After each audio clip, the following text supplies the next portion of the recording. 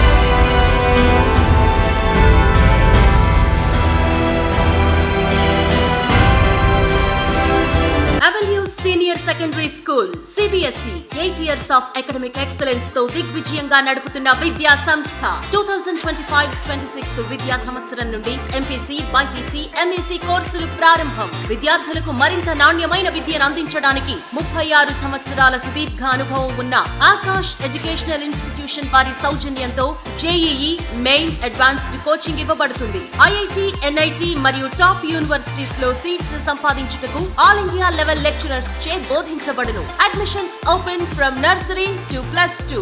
Avenue senior secondary school CBSE, Prashanti Nagar, Brahmanandapuram, Nellore.